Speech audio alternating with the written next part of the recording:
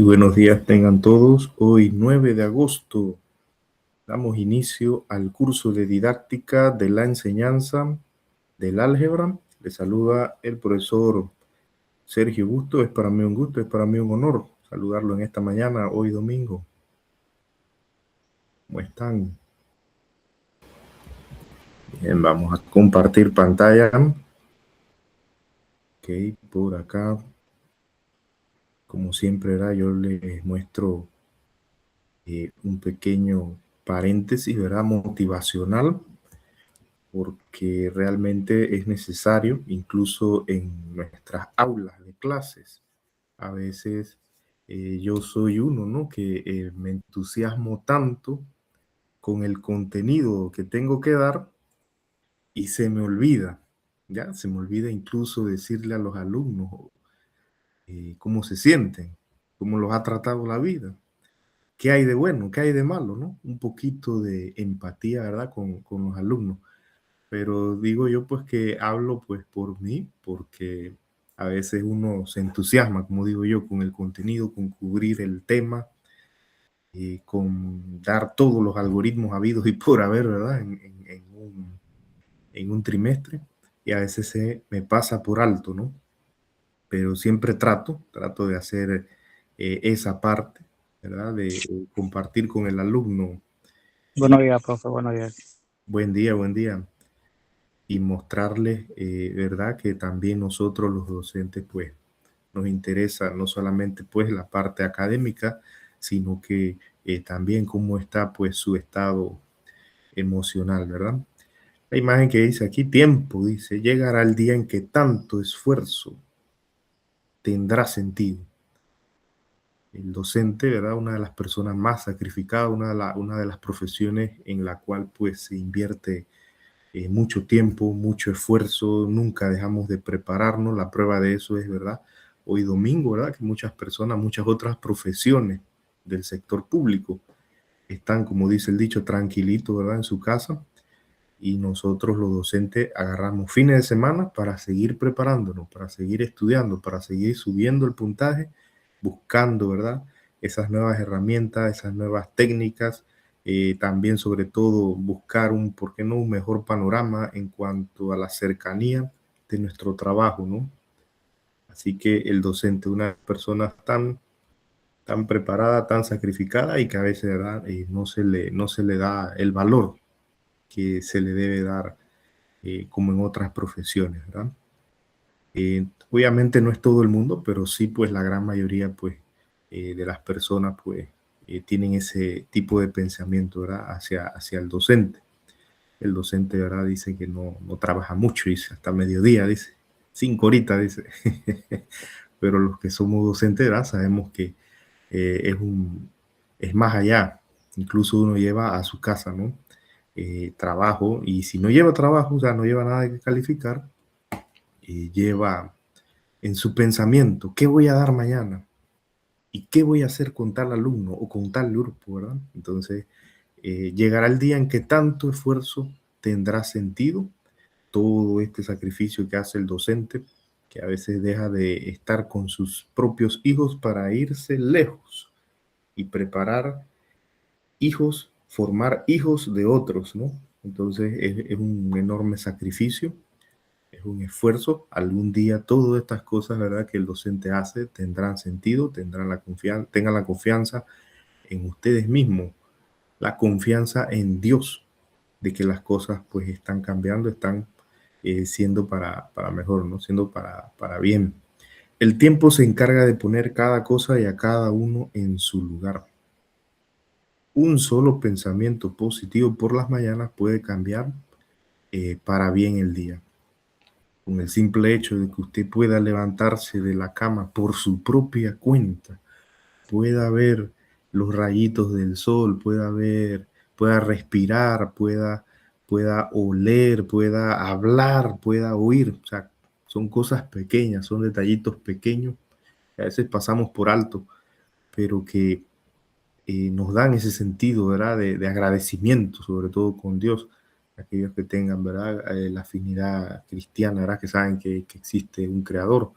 Agradecimiento con la vida, con la propia vida. por el simple hecho de un día más.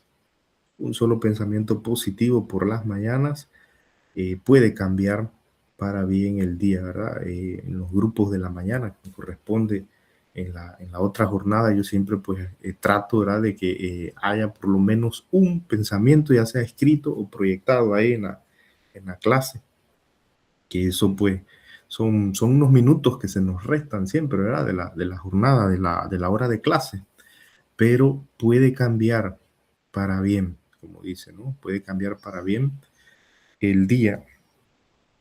Y la prueba de eso es que en cierto momento una alumna me comentó, profe, yo venía desanimada, dice, yo no sabía si seguir estudiando o no y abandonar, ¿verdad?, el semestre. Y resulta pues que con una frase, no recuerdo cuál era, que yo les coloqué y que pues la apoyo siempre con una anécdota de otros alumnos que ya se graduaron, de otros alumnos que lograron, ¿verdad?, presentar todos sus proyectos, sus tesis y lograron pues alcanzar ese objetivo. Cuando le refuerzo, ¿verdad?, con esas anécdotas de cuán difícil fue para algunos alumnos, entonces me comenta la alumna pues que estaba pensando dejar la carrera, pero pues vio que con esa frase y ese comentario, esa anécdota, pues se animó, ¿verdad? Se animó. Entonces, de repente, como digo yo, nosotros los docentes pues llegamos al salón en un alto porcentaje de las veces, llegamos desayunados, dormimos bien, tal vez la cartera, la cuenta de ahorro no tenga todos los ceros a la derecha, pero hay algo por ahí de repente. Entonces tenemos salud sobre todo, vamos bien, ¿no?, al salón. Pero ¿qué pasa, verdad, con la mente, con el alumno? ¿Cómo llega el alumno? ¿Cómo tú recibes el alumno? Y cómo tú lo preparas, cómo lo encaminas en esa jornada de clase, ¿verdad? Una vez entra al salón, suena pues un poco, digamos, trillado, pero es como nuestra responsabilidad de ahí en adelante, parte de nuestra responsabilidad, ¿verdad? El proceso de enseñanza-aprendizaje, ¿verdad? Una parte la hacen ellos cuando se trata de adultos. Cuando se trata de jóvenes, adolescentes, pues también una parte es allá en casa con los padres, con los tutores, con las personas que están con ellos, ¿no? Entonces no solamente recae en el docente, sino también pues en lo que es el mismo alumno y los que los rodean, las personas que están detrás de él cuando se trata de menores de edad, ¿verdad? Entonces todos tenemos que hacer, ¿verdad?, nuestra parte. Tal vez ninguno, ¿verdad? Tal vez ninguno valore a veces esas frases positivas cuando usted las da en el aula de clase, pero con que a uno, ¿verdad?, con que a un alumno le llegue ese mensaje positivo y usted logre cambiar el pensamiento que trae ese alumno, porque a veces uno como alumno trae ciertos pensamientos, digo yo, implantados, ¿verdad?, por la misma sociedad o las personas que están en casa. No me van a dejar mentir, ¿verdad? Algunos alumnos que dicen, profe, lo que pasa es que yo soy malo en matemáticas. O sea, los mismos alumnos llegan diciendo, no, es que mi papá, mi mamá dice que yo soy bruto, dice, y que yo no sirvo, dice, para esto, para matemáticas, que me dedique a otra cosa, ¿verdad? Entonces, ¿cómo ellos llegan con ese pensamiento ya implantado de que no son buenos para tal cosa? De que no dan para más, pues. ¿Ya? Esta semana, ¿verdad?, estábamos en lo que era la semana de la matemática. Bueno, y había unos que otros proyectos, juegos, dinámica. Entonces me llamó la atención, ¿verdad? Yo fui en la jornada contraria a apoyar ahí no todos los días, porque no todos los días se puede, pero fue un día a apoyar en la jornada contraria y resulta que me topé a algunos alumnos de octavo y se acerca un grupito de alumnos, ¿no? Y quedan en la mesa donde yo estaba, que en la mesa donde yo estaba habían uno que otro juego, como rompecabezas, acertijo metálico. Me comentan, me comenta el grupo, profe, yo puedo participar, pero ya de ahora le digo que yo no soy buena en esto. Y digo yo, pero ya tú anteriormente habías resuelto este acertijo metálico. Vamos a buscarlo por acá para que tengan una idea de lo que estoy hablando, ¿verdad? Acertijo metálico. acertijo metálico aquí, de estos, de separar. Aquí vamos a hacerle un zoom, ahí. Aquí, eso. Digo yo, ya tú habías visto, pues, ya tú habías utilizado este tipo de acertijo. Dice, no, nunca en mi vida, pero es que yo le advierto que yo no soy buena. Digo, pero yo no te voy a calificar, ni siquiera te doy clase. ¿Cómo tienes ese pensamiento de que ya lo vas a hacer mal? Digo, inténtalo, ¿no? Le di uno parecido a este, se lo di, y lo empezó a mover, a mover. Resulta que eso usted lo tiene que separar sin necesidad de forzarlo. Usted tiene que buscar la manera, girar, dar vuelta aquí, y él sale solito, ¿no? Bueno, ahí demoró yo calculo como sus 15, 17 minutos allí, dándole vuelta, y dice, profe, yo voy a seguir. Yo dije, dele, mientras los otros estaban ahí con los otros acertijos. Bueno, llegó un punto en que la alumna lo hizo, desarmó y se entusiasmó tanto con ese que se quedó como hasta las 11:30 de la mañana, llegó como a las 9, en esa mesa donde habían rompecabezas, acertijos metálicos y uno que otro reto matemático. Y resulta que dice la alumna, en cierto momento hablando con otras, ¿no? Y yo que pensaba que era mala en matemática, dice, ¿verdad? De repente, tal vez con los algoritmos o por falta de práctica, ¿verdad? Porque a veces la decisión, pues, como digo yo, la matemática, la persona que va a aprender matemáticas, tiene que querer, o sea, tiene que entusiasmarse en eso, ¿no? No digo que todas las áreas son bonitas en matemáticas, hay áreas que son bastante abstractas y, digámoslo así, son feas, ¿no? En ese sentido. Pero no es que tú eres malo en todo, en todo. En este caso, pues, utilizando la lógica, utilizando ahí tu razonamiento matemático, ¿no? Bueno, la alumna se entusiasmó tanto que fue hasta allá donde está el departamento de psicología, que queda ahí a un lado, a decirle a las psicólogas allá, ¿verdad? Que a pesar de que ella era mala en matemáticas, podía resolver ese acertijo, dice. ¿Ya? Entonces, como el alumno con esta actividad, ¿verdad? Que a veces uno de repente considera es pérdida de tiempo, ¿verdad? Porque estar ahí, no dar clases y tantos algoritmos que el alumno tiene que aprender, pero esta semana pues agarramos para hacer ese paréntesis, digámoslo así. Y los chicos entusiasmados allí, a tal punto que decía la aseadora, oiga, profe, dice, yo las semanas anteriores, durante todo el año, he tenido que estar zumbando a esos chiquillos del kiosco para acá, dice, porque a veces se fugan de las clases y se van corriendo al kiosco allá o se pierden por allá por el gimnasio. Y usted vea, profe, que todos esos chiquillos, ninguno estaba por allá, todos se la pasaban allá en el aula máxima, allá jugando con esas cosas de matemáticas y viendo allá los premios que se ganaban, que no sé qué. Y no tuve que estar zumbándolo. Y bueno, por lo menos, dice la aseadora, por lo menos estaban invirtiendo el tiempo en algo productivo, ¿ya? Entonces yo me quedé pensando, híjole, y yo quedé en cierto momento, llegué a pensar que era una pérdida de tiempo, porque el asunto es que uno quiere cubrir los materiales, ¿no? Porque el alumno tiene que salir bien preparado. En la universidad yo veo alumnos que llegan mal preparados en el sentido de que ellos no tomaron en serio como alumnos el aprender ciertos algoritmos, ¿no? Son adolescentes, ¿verdad? Entonces uno tiene ese pensamiento de que vaya, necesita más tiempo practicando, tiene que ponerse serio con eso, porque en la universidad le va a ir duro, si no, pero miren que en esta actividad se rescató entonces otra parte, que era pues eso de que el alumno pues a veces está en ocio y pierde el tiempo en otras cosas, y entonces ni en esto ni en lo otro, como dice el dicho, ¿verdad? ¿Ya? Entonces esa parte, ¿verdad? Quería compartirla con ustedes, que habla del pensamiento, ¿no? Como a veces el alumno trae un pensamiento implantado de que no es bueno para algo, ¿verdad? Y todo esto tiene que ver con, con el arte de enseñar, ¿no? Didáctica, el arte, como dice el maestro Abraham, que siempre lo recalco.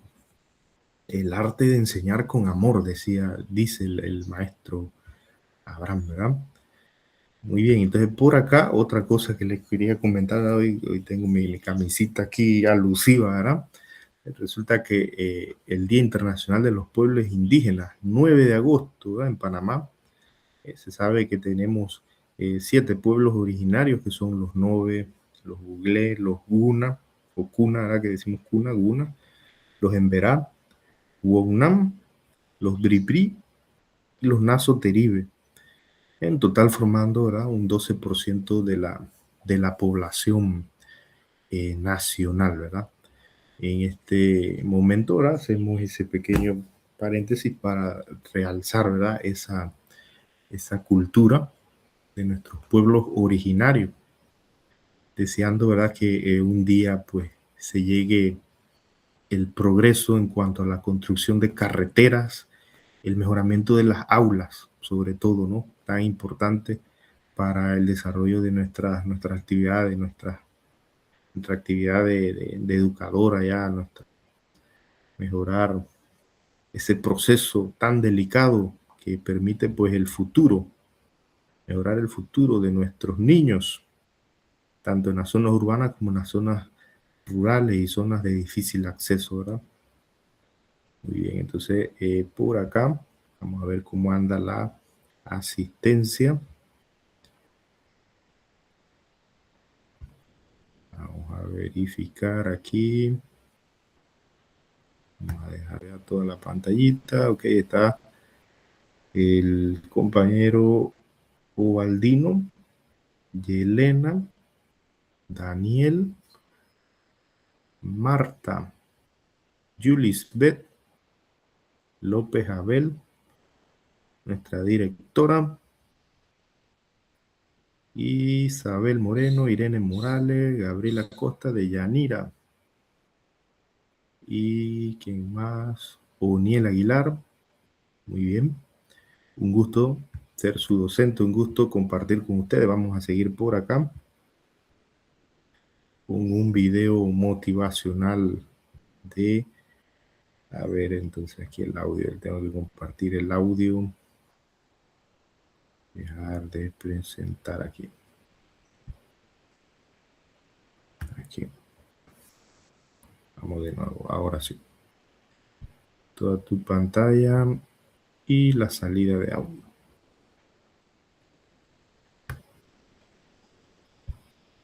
Muy bien, por acá. El video de Yokoi Kenji. La vida es maravillosa.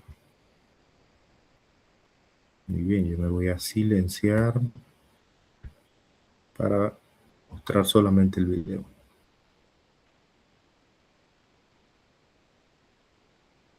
Tuve un maestro japonés como ustedes, como el maestro colombiano, pero era japonés.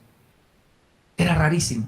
Era el único maestro que cuando entraba al salón gritaba, ¡Minasan! ¡Kyou wa subarashi desu ne! ¡Hoy es un día maravilloso! Y quebrantaba el protocolo de la venia, el saludo, párense de pie, silencio. No, nada de eso. Él solo decía, ¡la vida es maravillosa! Y se subía en el pupitre y gritaba, ¡la vida es maravillosa! Y saltaba, ¡y la vida es maravillosa! Y era el maestro de inglés. Yo lo miraba y decía, no sé japonés, tengo que aprender inglés en japonés con él. ¿Qué le verá de maravillosa la vida a este hombre? Y los otros alumnos lo miraban y así comenzó. Es una gritadera, con una alegría que ofendía nuestra adolescencia. Y encontrarse con él en los pasillos era horroroso porque lo agarraba uno del brazo. Niño Yokoi, nos encontramos en el pasillo, la vida es maravillosa. Y uno quedaba... Es que yo no lo sabía. Claro, aprendí a esconderme cuando él venía en los pasillos, que todos se escondían. Uy, agarraron a Kenji, uy, agarraron a fulano. Porque era terrible encontrarse con el maestro Saito Satoshi en los pasillos. A los 18 años me lo encontré por última vez en la estación de Nakayama, la estación del tren. Él venía así caminando, levantó su mirada, yo lo vi, me vio y dije, ¡ah! No puede ser, pensé yo. 18 años, yo ya me sentía muy adulto, muy exitoso, no puede ser que vaya a gritar. Tomó aire y abrió sus ojitos japoneses lo que más se puede. ¡Yokoi-kun! ¡Niño Yokoi! Todos voltearon a mirar. Yo salí corriendo, le tomé la mano como diciéndole, cállese por favor, maestro. Y me invitó a tomar un café y era igualito, hablaba, gritaba. Y yo me saqué la espina. Maestro, no le dije ridículo, claro. Le dije, ¿usted por qué era tan dinámico, tan alegre? Yo debería ser así, que soy latino, colombiano, pero los japoneses no son así. Los otros maestros lo veían raro. Todo el mundo, nadie le seguía a usted el juego y usted seguía gritando. Sí, es un secreto, me dijo. Como no es mi alumno, se lo voy a contar. Me enamoré de una maestra. Nos casamos. Todos los días llegábamos a hablar del colegio, nos apasionaba la docencia. Tremendamente. Dijimos, no vamos a tener niños porque tenemos muchos niños. Yo visitaba su escuela, ella la mía, y hablábamos solo de eso. Nos enamoramos y estábamos enamorados de la docencia. Pero ella cayó en cama, Kenji. Se enfermó. La quimioterapia tumbó todo su cabello. Y yo me arrodillé al lado y le dije, Chieko, quiero morir contigo. Algo muy japonés. Me muero con usted. Pero ella le dijo, si me ama, pruébemelo. ¿Cómo? Vaya a enseñar. Deme el honor de saber que mi esposo está enseñando, ya que yo no puedo. Deme la alegría de saber que voy a morir y usted va a quedar enseñando. Si me ama, pruébemelo. No tengo ganas, no tengo motivación, le dijo él. Pero Chieko, su esposa, le dijo, no es motivación, hágalo por amor a mí. Si usted me ama, vaya y enseñe. Y entonces él se levantaba todos los días, se arreglaba, se iba a la escuela. Y antes de entrar a mi escuela me contó, yo allí lloraba, Kenji, pero le prometí a mi esposa, te voy a probar que te amo. Y ella le dijo, no le cuente a nadie nuestros problemas, dígale a los niños que la vida es maravillosa. Y por eso era que entraba al salón y gritaba, la vida es maravillosa. Ni yo lo creía por lo que estábamos viviendo en ese momento, pero cada vez que lo hacía más fuerte, mi corazón fue cambiando. Cuando él me contó eso, yo no podía mirarlo. Miraba el suelo y enormes lagrimones rodaban por mis mejillas porque me sentía avergonzado de haberlo tildado de ridículo y solo pude pedirle perdón. Pero él seguía riéndose. Yo no le contesto para que llore. Se lo conté para que entienda. Ella ya se fue, ella ya murió, pero me enseñó a vivir la vida como se debe vivir. La vida es maravillosa mientras haya vida y esperanza. Mi querido maestro, maestra, sé que es difícil, sé que es duro, pero cuando tengo un momento muy difícil en mi vida, me acuerdo de este docente que es como usted. Y siempre digo, definitivamente la vida es maravillosa. No solo nos pasan cosas buenas en Colombia, cosas muy negativas, porque vivimos en Ciudad Bolívar, en nuestra localidad, pero hemos tomado la decisión de enfrentar la vida y contar lo bueno, enseñar lo bueno, darle fama a lo bueno. Lo negativo ya está por todos lados y lo sabemos, pero queremos ver lo bueno y la gente buena definitivamente es mayoría. Hay algunos niños que sí están escuchando sus clases, hay algunos niños que usted y yo sabemos, para ellos sí vale la pena su profesión, hay algunos niños que van a llegar tan lejos y se van a acordar de usted como yo me acuerdo hoy del maestro Saito Satoshi.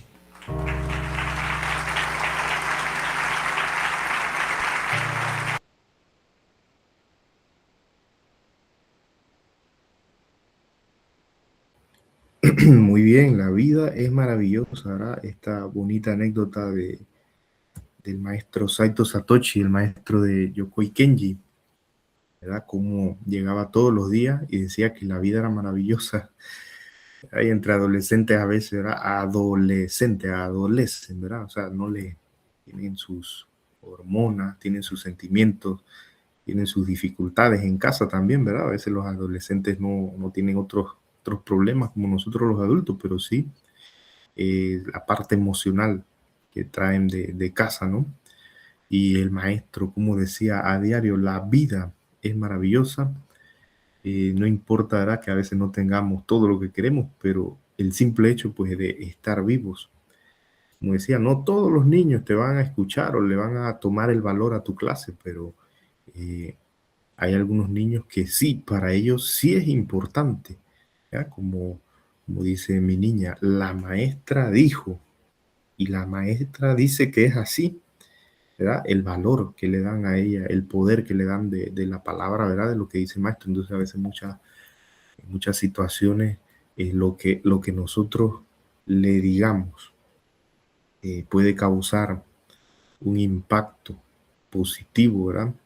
O negativo, ¿verdad? Desde que uno entra desde que uno pone el primer pie en el salón, de ahí en adelante, todo lo que usted diga puede causar una reacción positiva o negativa en el alumno, ¿verdad? Entonces hay que tener allí pues mucho cuidado con eso, ¿no? Y bueno, qué agradable saber que el alumno más adelante comprendió, ¿no? Y en cierta forma, pues a mí eh, me sucedió algo parecido en el sentido de que yo decía, este grupo no valora, este grupo de sexto año como que no tiene interés, o sea, no se pone serio con lo que es su educación. Bueno, el último día del tercer trimestre, un alumno me escribió en una pequeña tarjeta, gracias profesor, porque voy a extrañar sus frases positivas, sus comentarios positivos sobre la vida, sobre las anécdotas que le han sucedido. Y créanme que estas cosas nunca las voy a olvidar. Ya estoy parafraseando porque era un poquito más extensa.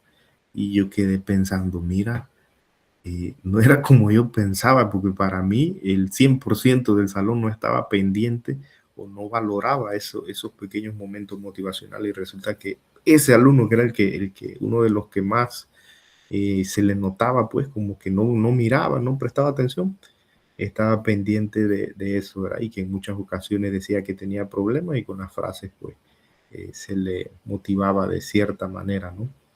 Así que, bueno, tomando en cuenta ese ejemplo, la vida es maravillosa, vamos a hacer un pequeño Padlet. Aquí le voy a pasar el enlace para que usted coloque una frase. Vamos a pasar ese link acá, aquí en mensaje de la llamada, y usted va a colocar allí, ¿ya? Ese mensaje que llevo ahí abajo, dice Sergio Busto, Padlet, el link, pues ahí usted le da clic. Y a través de ese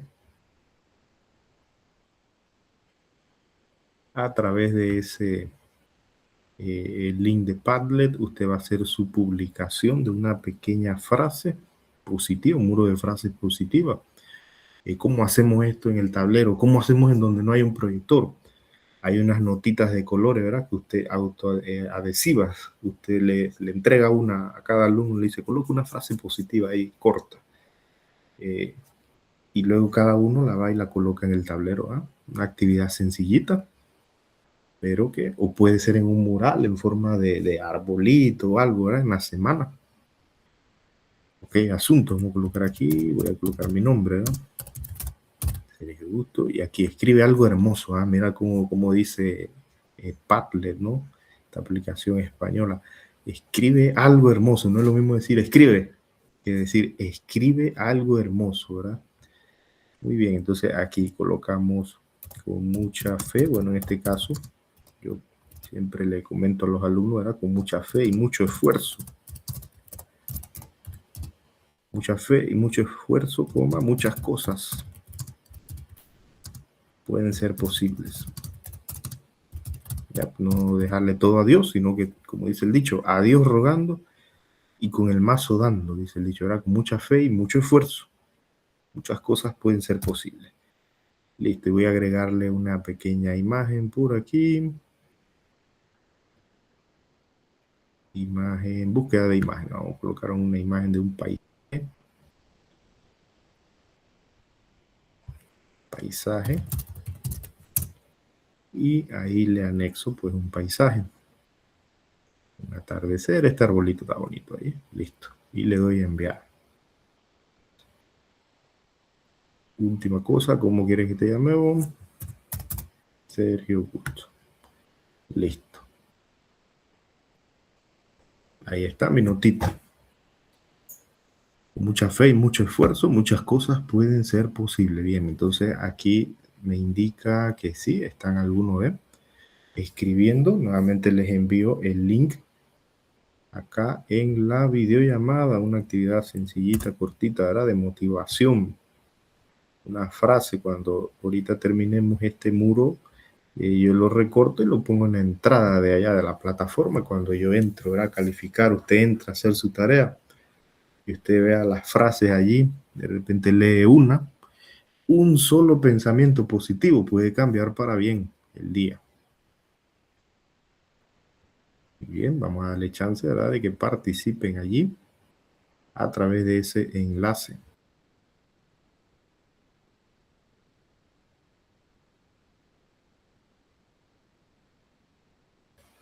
Muy bien. Vamos a leer rápidamente, ¿verdad?, las imágenes que colocaron y los mensajes que colocaron ahí en el muro. Un día más, una bendición más, dice la profa Marta, el profe Abel. Lo único imposible es aquello que no intentas. Sucedió como lo de la niña del acertijo, ¿verdad? No lo había intentado y ya decía que no lo iba a hacer, ¿verdad? Entonces, lo imposible es aquello, obviamente, que no intentas resolver, que no intentas trabajar allí, ¿verdad? Cumplir con ese objetivo. Aquí, nos dice nombre, dice arquitecto. La vida es hermosa, solo depende de cómo la vivas. Decía un niño, profe, lo que pasa es que la vida la felicidad es una elección, decía él. Porque los otros niños le decían que no tenía iPhone, dice, y que él no podía ser feliz, dice. Y él dijo, yo no necesito un iPhone para ser feliz. La felicidad es una elección. Imagínense la filosofía que traen algunos niños, cómo eso depende de qué tanto lo afecta de ser un niño fuerte en su mente, para permitir que algo negativo como un comentario lo afecte. Eso es trabajo de casa. Imagino que en casa pues se le habla de cierta manera y miren cómo él no se deja afectar, ¿verdad? Perseverancia, sé perseverante y lograrás tus objetivos. Pensamiento positivo, la profa Isabel, la profa Gabriela, la imagen de Jesús con unos niños. Lo que hoy puede parecer difícil, mañana será parte de nuestro crecimiento. Crecimiento. Y la profa Yuslibet, cada dificultad de hoy es tu fuerza del mañana. Muy bien. Voy a hacerle una captura aquí de pantalla. Vamos a achicar el rango de visión. Ahí se ven todas, sí. Vamos a hacerle una captura de pantalla de este Padlet. Agradecido, ¿verdad?, con ustedes por esa participación, con ese pensamiento positivo, esa frase positiva. Bien, vamos a descargarla, vamos a dejarla ahí y después yo me encargo de subir eso allá a la plataforma de Moodle. Muy bien, compartiéndoles por acá esta última imagen que tiene que ver con algo importante, ¿verdad? Siempre lo mencionamos en las primeras clases, la institución tiene su misión y su visión. Dentro de la misión está entidad privada, innovadora, con proyección social, con gran proyección social, ¿verdad?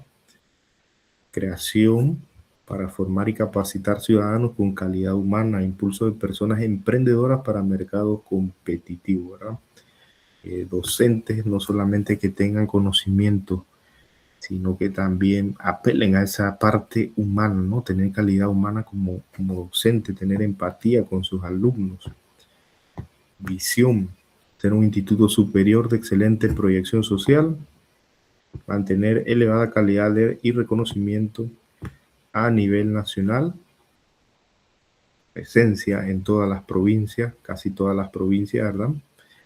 Aplicar innovaciones tecnológicas para solucionar retos sociales y empresariales. Bien, estos son los elementos, ¿verdad? Visión y misión de la institución.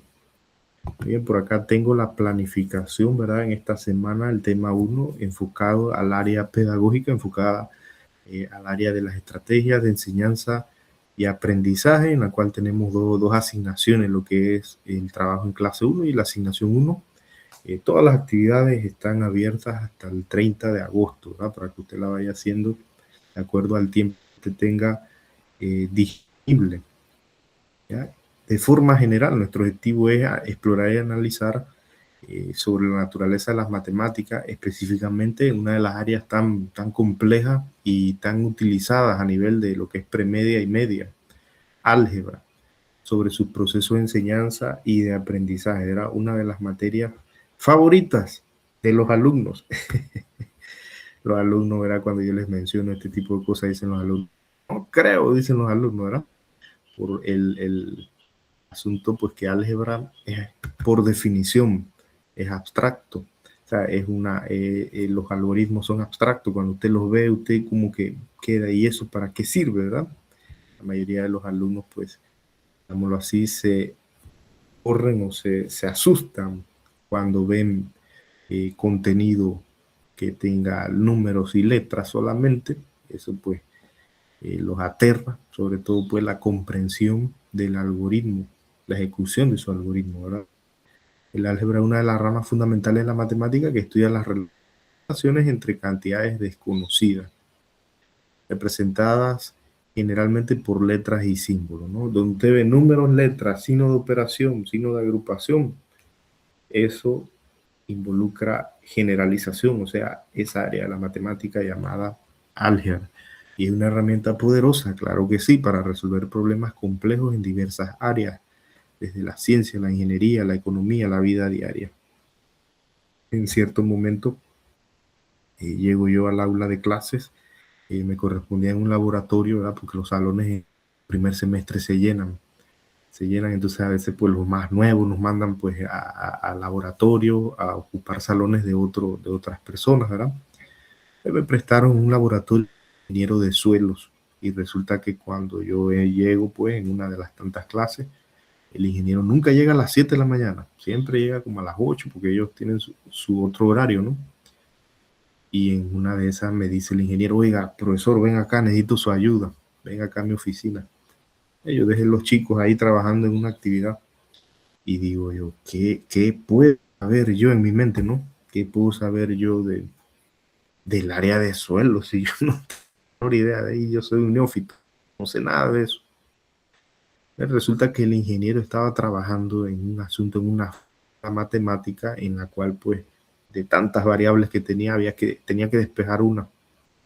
Y dice, yo necesito su ayuda aquí, mire, profesor, aquí en esta, yo necesito que esta letra quede así, así, así. Y resulta que había que utilizar un caso de factorización, factor común de una expresión algebraica. Y yo ayudé al ingeniero a despejar pues su fórmula y ya de ahí en adelante él seguía, dice, profesor, estuve desde anoche tratando de despejar esa fórmula y quería hacerlo por mi propia cuenta porque eso de la IA, yo no confío, dice, yo no confío en eso de la IA. Y la IA se lo hubiese despejado, ¿verdad? Pero él quería entender qué era lo que sucedía y cómo se llegaba a ese punto, ¿no? Resulta que de ahí en adelante él seguía su camino. Entonces, esta anécdota me sirve y me ha servido para mostrarle a los alumnos que el álgebra, sobre todo factorización, se convierte en una herramienta. Es como cuando un mecánico está debajo de un auto y necesita una llave fija 17. Mete su manito allá en la caja de herramientas, saca la llave 17, ajusta, la utiliza en lo que tiene que utilizarla y la devuelve. La devuelve allá a la caja de herramientas. No se sabe en qué otro momento va a utilizar esa herramienta, pero ahí está. Y sabe usarla, ya la vio, ya sabe cómo es. ¿Ya? En eso se convierte el álgebra, ¿no? Así como dice allí, herramienta poderosa para resolver problemas complejos en diversas áreas, que es lo que a veces el alumno, ¿verdad?, se pregunta. ¿Y yo para qué tengo que aprenderme un caso de factorización, verdad? ¿Para qué necesito factorizar? Y prueba de eso, pues, la anécdota que les acabo de mostrar. Y hay muchas otras anécdotas sobre su aplicación en otras áreas, ¿no? El álgebra tiene su origen en antiguas civilizaciones, Mesopotamia, Egipto, o sea, estamos hablando de cientos de años antes de Cristo, o sea, la matemática o el álgebra específicamente no es algo que el docente, que el profe o la profe se inventó la semana pasada o el fin de semana. nada de eso, ¿verdad? Que a veces el alumno considera, y profe, ¿de dónde sacó eso? ¿Verdad? De la semana pasada para acá cambió de tema y los alumnos quedan pensando que eso es algo reciente, ¿no? Eso es algo que ha surgido con la propia humanidad desde muchos años, desde cientos de años, miles de años, ¿no? Donde se desarrolla y que se ha ido puliendo año tras año eh, para su mejor aplicación, ¿no? Sobre todo. Se habla de Egipto, imagínense, el siglo XVII antes de Cristo, 1500, 1600 años antes de Cristo, ya en Babilonia, en tablillas cuneiformes se veía los símbolos, se veía lo que era algunos problemas que resolvieron en la época, se dejaban planteados en tablillas. En la antigua Grecia, matemáticos como Pitágoras, Euclides ampliaron el conocimiento del hebraico mediante el estudio de propiedades de números y ecuaciones. Ideas que se fueron refinando, sistematizando a lo largo de todos los siglos. El álgebra en la antigua Babilonia, los babilonios fueron pioneros en el desarrollo de esta disciplina, ¿verdad? Utilizaban el sistema de numeración posicional, un sistema de escritura cuneiforme para resolver ecuaciones y problemas matemáticos complejos. Por ejemplo, en las tablillas de arcilla descubiertas por arqueólogos se mostraba un profundo conocimiento ya en ecuaciones lineales y cuadráticas. Era muchos años antes de Diofanto de Alejandría, que vivió en el 200 después de Cristo, ¿no? Entonces, prueba de que pues ahí queda un remanente, por decirlo así, de este sistema de numeración posicional. Está lo que es el tiempo, ¿no? El tiempo que nosotros llevamos, lo que es una hora, 60 minutos, un minuto, 60 segundos. El círculo, 360 grados, o sea, son múltiplos de 60. Sistema sexagesimal que heredamos, ¿verdad? De los babilonios hace más de 4000 años, ¿verdad? Como le digo yo, no es algo que el profe o la profesora se inventó la semana pasada, ¿no? Que a veces los alumnos dicen, profe, yo quisiera saber quién inventó la matemática porque voy a ir a su casa, ¿verdad? Los niños, ¿verdad? En su ignorancia, ¿verdad? Dicen cosas así. Voy a ir a su casa, dice, porque lo voy a eliminar, dice. Ellos pensando, ¿verdad? Que podemos vivir sin matemática.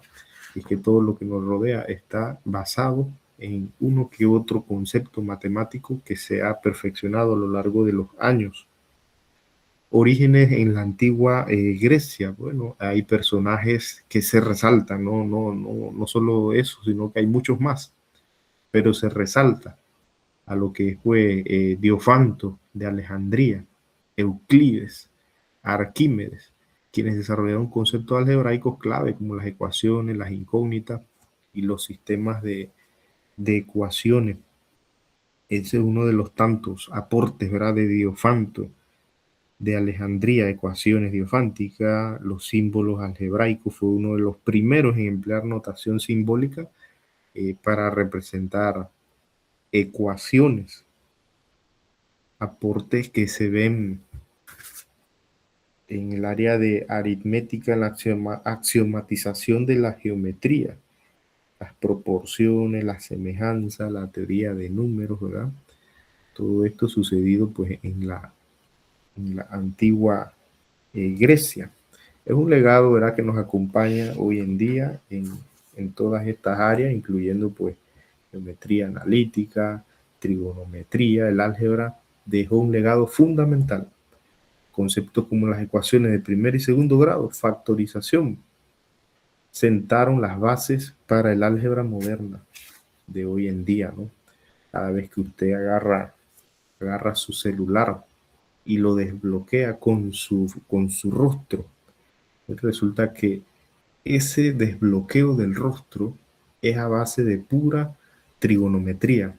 Su rostro se convierte en un plano tridimensional que no tiene la misma distancia de la nariz a la oreja en todas las personas. Entonces el sistema del celular rápidamente detecta, ¿verdad?, esas distancias. O sea, su rostro se convierte en un plano y ahí se utiliza geometría para calcular esas distancias de punto a punto, pero eso sucede en segundos y se desbloquea, ¿verdad? No, no todos los rostros les desbloquean el celular. De hecho, pues por eso se llama el Face ID, ¿no? Desbloqueo facial. Y usa trigonometría, ¿verdad? Pero entonces, ¿verdad? Muchos alumnos dicen, la matemática no me sirve para nada, dice. El álgebra en la Edad Media. Durante la Edad Media era ese periodo en el cual, pues, se considera que el mayor boom fue de los árabes en cuanto a la matemática, la llamada Edad de Oro islámica. Matemáticos como Al-Khwarizmi, el más querido, ¿verdad? Que aparece en el libro de Aurelio Baldor, Al-Karaji y Omar Khayyam realizaron importantes avances introduciendo nuevos conceptos y técnicas algebraicas. Estos matemáticos tradujeron y preservaron los conocimientos algebraicos de la antigua Grecia, lo que permitió su difusión y desarrollo en el mundo occidental. Oígase eso, el desarrollo del mundo occidental fue en cierta manera permitido por ese trabajo que hicieron los árabes durante la Edad Media. ¿Y por qué los árabes, verdad? Resulta que durante la Edad Media, esa época de oscurantismo, en cierta forma, ¿no? Resulta que en toda Europa había mucha ignorancia, mientras que en el mundo árabe no se le restringía a las personas, en este caso, dedicadas a eso, como Al-Khwarizmi, Omar Khayyam, etc., aprender de otras culturas, como era pues traer de los griegos ese conocimiento, mientras que en Europa pues era distinta la cosa, ¿no? Por cuestiones religiosas, sobre todo pues que incluso la Biblia pues solo era leída en latín y la gente ni siquiera sabía pues leer, ¿ya? Cosa que no sucedía allá en el área del antiguo imperio persa, ¿ya? Con los árabes. Ellos sí podían leer, traer conocimiento de cualquier otra cultura y difundirla sobre todo, ¿no? Entonces este fue el puente del conocimiento antiguo y el mundo moderno acá en Occidente, el mundo occidental, llámese Europa. Esto fue gracias a ese trabajo que realizaron los árabes, específicamente uno de los personajes, ¿verdad? El jefe de la Casa de la Sabiduría. Imagínense qué honor o qué cargo tenía Mohammed ibn Musa Abu al-Jafar al-Khwarizmi, quien fue el jefe de la Casa de la Sabiduría en lo que hoy en día pues es Bagdad, del país Irak. Fue un geógrafo, astrónomo, matemático que vivió en el siglo IX, estamos hablando de más o menos el año 800, por allí después de Cristo. Considerado uno de los mayores matemáticos de la historia, es conocido por sus contribuciones fundamentales en álgebra y aritmética, ¿verdad? La imagen anterior no lo describe tan bien como esta, ¿ya? Ese turbante, esa mirada fija de que te voy a fracasar en el examen trimestral, ¿verdad? Mohammed ibn Musa al-Khwarizmi, ¿verdad? Abu al-Jafar, ese fue el príncipe, el jefe de la Casa de la Sabiduría, que aparece en el libro de Aurelio Baldor. Nos confundimos o llegamos a confundir en cierto momento que él se llamaba Baldor y no, Baldor es el cubano que hizo el libro, que colocó pues una imagen de este matemático sobresaliente de la Edad de Oro islámica, Al-Khwarizmi, ¿no? Y que muchas personas cuando ven este libro, muchos alumnos cuando ven ese libro, sienten esa aversión, sienten como esa frustración, ¿verdad? Por la misma disciplina álgebra, que es pues hasta cierto punto compleja y hace que algunos alumnos se frustren, ¿no? Pero que una vez que el alumno domina ciertos algoritmos, se siente mejor, se siente diferente, siente que domina el mundo, como decía como dice el ingeniero Arturo Santana de Monterrey, el que domina las matemáticas domina su mundo, dice el ingeniero Arturo Santana. Bien, hablemos un poquito de Al-Khwarizmi. Nació en Persia, actualmente Uzbekistán. Luego se trasladó a Bagdad, en el Imperio Abasí, donde trabajó en una famosa Casa de la Sabiduría. Resulta que en allá en el mundo islámico, si veían una persona destacada, la utilizaban en esa área, ¿ya? Fuera de todas las otras cosas pues, que se han dado pues, en el mundo árabe, pero en este punto de la historia, ellos fueron clave en el desarrollo de lo que fue el mundo moderno en el que vivimos. Parece mentira, pero es así. Contribuyó en el florecimiento de las matemáticas y las ciencias durante la llamada Edad de Oro Islámica, ¿verdad? Que fue como ese puente ahí con Europa, que posteriormente pues se dio todo lo que es revolución industrial, renacimiento, descubrimiento de América, cambio de edad, todo eso que sucedió después de 1453, cuando cambió de edad media a edad moderna, ¿no? Contribuciones matemáticas. Algoritmo contribuyó enormemente en lo que fue álgebra, aritmética y geometría, considerado uno de los padres del álgebra por su obra Kitab al-Jabr, que introdujo los conceptos fundamentales de esta rama de la matemática. Contribuyó a la difusión del sistema numérico decimal y el uso de los dígitos indo-arábicos, eran los números que nosotros utilizamos hoy en día, el 1, 2, 3, 4, 5, se les llama números indo-arábicos. Así que se lo debemos a esta cultura, los números que hoy en día utilizamos, ¿no? En geometría, sus estudios sobre trigonometría, sistema de coordenadas, fueron importantes en el avance de la geometría. El algoritmo de Al-Khwarizmi tiene estos tres pasos, ¿no? La definición, algoritmo, que se deriva de su apellido, ¿no? Al-Khwarizmi, algoritmo, que se refiere a una serie de pasos ordenados y sistemáticos para resolver problemas, como cuando usted hace un arroz. Hay una serie de pasos. Algunas personas cambian los pasos, utilizan otros pasos. Eso es el algoritmo, la serie de pasos para resolver un problema. Se utilizan en distintas operaciones, resolver ecuaciones, calcular raíces. Hay distintos algoritmos, ¿no? Realizar otras operaciones aritméticas, etc. El legado, el enfoque de algoritmo sentó las bases para desarrollar la informática y la computación moderna, ¿verdad? En las laptops. Libby, que está dando el gobierno, está presente, ¿verdad? Toda esa programación de computadora que tiene algoritmos matemáticos. Impacto en la matemática moderna, en álgebra, en aritmética, en informática, ¿verdad? Sobre todo, pues, su enfoque algorítmico y sistemático para resolver problemas.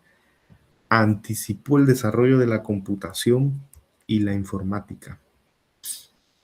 ¿Por qué es importante tanto, verdad? ¿Por qué es tan importante Al-Khwarizmi?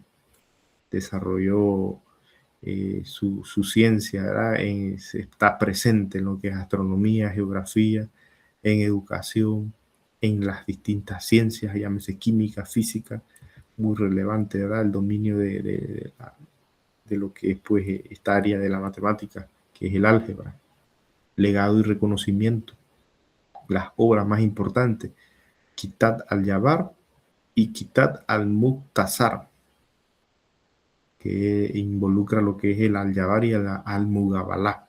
Son considerados hitos en la historia de las matemáticas, ¿verdad? Enfocado en lo que era pues esos algoritmos para reducir expresiones algebraicas. El término algoritmo, entonces, como lo habíamos mencionado, deriva de su nombre latinizado Al-Khwarizmi. Así que cada vez que decimos algoritmo, estamos en cierta manera mencionando pues, su nombre. Reconocimiento, es ampliamente reconocido como uno de los matemáticos más influyentes de la historia y una figura clave en la Edad de Oro islámica. Como les mencionaba, el del libro, Aurelio Baldoro, el que lo escribió, era un matemático cubano muy reconocido y que en toda Latinoamérica se utilizó bastante ese libro de matemática para aprender álgebra, sus interminables problemas, interminables ejercicios, enormes cantidades de problemas en un nivel básico, medio y avanzado. Ha servido, ¿verdad?, para que muchos de nosotros matemáticos practicáramos por bastantes horas para desarrollar y aprender estos algoritmos, ¿verdad? ¿Es un libro educativo? Claro que sí. Y considero yo uno de los mejores libros para practicar álgebra. Si tiene uno que otro error, es cierto, pero en su mayoría es un libro bastante bueno para practicar y entender matemáticas. El álgebra en el Renacimiento se dio entonces con estos personajes del área de Europa como Gerolamo Cardano, Tartaglia, Bombelli, que hicieron importantes avances en el desarrollo de método algebraico, soluciones de ecuaciones de tercer y cuarto grado, ¿verdad? Gerolamo Cardano en su libro Ars Magna, ahí marca un hito en la historia del álgebra, ¿no? Estos avances allanaron el camino para una mayor comprensión y aplicación de conceptos algebraicos en distintas disciplinas. Posteriormente, ¿verdad? Después de que pasó todo esto de algoritmia en la Edad Media, el álgebra en la época moderna, ¿verdad? Como que tuvo un boom ahí en Europa, gracias a matemáticos como René Descartes, Leibniz, Newton, Raphson, etcétera, ¿verdad? Que desarrollaron y crearon el cálculo, descubrieron el cálculo diferencial, el cálculo integral, que hasta hoy en día pues se sigue utilizando de forma pues vaya más aplicada, más compleja. Nosotros pues cuando los vemos esos conocimientos en el colegio, son muy básicos, ¿ya? Son solamente algoritmos básicos para aprender a derivar, a integrar, ¿verdad? Y me dice un alumno, profe, ¿y en qué se usa la integral? O sea, ¿con quién se gana un peso? Dice, ¿verdad? Resulta que a veces uno en la ignorancia hace comentarios así, ¿no? Entonces, como le diría, una anécdota es de eso, pues que antes de que usted se meta en un tema, por ejemplo, como ese, hay que investigar, ¿verdad? Hay que corroborar. Le decía yo al alumno, ¿quién se gana un peso con las integrales? Y resulta que cuando a una persona se le hace una resonancia o un CAP ahí en su cabeza, porque resulta que tiene un tumorcito, ¿verdad? En el cerebro, no se puede abrir el cerebro para ver el volumen que tiene esa masa, pero la masa tiene formas irregulares. Resulta que las máquinas que hacen el CAT, que tienen esa tecnología y que tienen los algoritmos matemáticos que le van a calcular con integrales el volumen de esa masa sin necesidad de abrirle el cerebro, ¿verdad? Ahí en el área de salud, cómo se salva vidas y cómo se puede hacer tratamientos a tiempo, ¿verdad? Para disolver ciertos tumores así en lugares peligrosos, ¿no? Y que cuánto puede valer una resonancia magnética, ¿verdad? 300, 700 dólares por allá, dependiendo de la tecnología que tenga la máquina. Ya, entonces dice el alumno, wow, no sabía que era tan importante para la vida de una persona con cáncer en lo que era el concepto integración de una expresión algebraica. Ya, entonces el alumno comentó eso, ¿no? Dijo, profe, mil disculpas por haber dicho pues que nadie se gana un peso con la matemática, ¿verdad? Con la integración sobre todo. Y es así, se puede investigar cómo están presentes, ¿verdad? Todos esos algoritmos matemáticos en muchas máquinas que se usan en el área de salud, en algo tan importante y tan delicado, ¿verdad? Como es la vida del ser humano. Y claro, nosotros en el colegio, yo siempre les recalco a los chicos, lo que vemos es lo básico, que puede parecer algo difícil, pero en realidad es lo básico, lo básico. ¿Verdad? La difusión del conocimiento en el siglo XVIII ganó popularidad en universidades, academias en toda Europa, difundiendo su utilidad en diversos campos científicos y tecnológicos. Formalización y abstracción del siglo XIX, ¿verdad? 1800 para acá, matemáticos como George Boole, ¿verdad? Con su álgebra de Boole presente, ¿verdad? En todo lo que es nuestros aparatos tecnológicos. Évariste Galois formalizaron y abstrajeron conceptos algebraicos sentando las bases para el álgebra moderna que hoy conocemos, ¿verdad? El científico y físico Michio Kaku de Japón comentó en una entrevista, los matemáticos y físicos, decía él, dice porque no se ha muerto, los matemáticos y físicos hemos creado el mundo moderno en el que vivimos, decía Michio Kaku. Que hay fallas, sí, hay fallas y mal uso, pero se creó, dice, a través de lo que es el desarrollo de las matemáticas, ¿verdad? Entonces, siempre usted va a encontrar, ¿verdad? En su aula de clases, como matemático, como maestro, como docente, que un alumno dice o comenta, ¿no? Otro día sin usar el trinomio cuadrado perfecto, ¿verdad? Aportes del álgebra a la humanidad, ¿verdad? Entonces, los niños, ¿verdad? Dicen, profe, yo le digo niños, los niños de tercer año, por ahí ya de cuarto, ya adolescente, digo yo, pero ya de tercer año ya son adolescentes. Pero yo le digo los niños de noveno, dicen los niños, profe, ¿por qué no nada más no nos ponemos a sumar y a restar? Que eso es lo que vamos a usar en la vida, dice.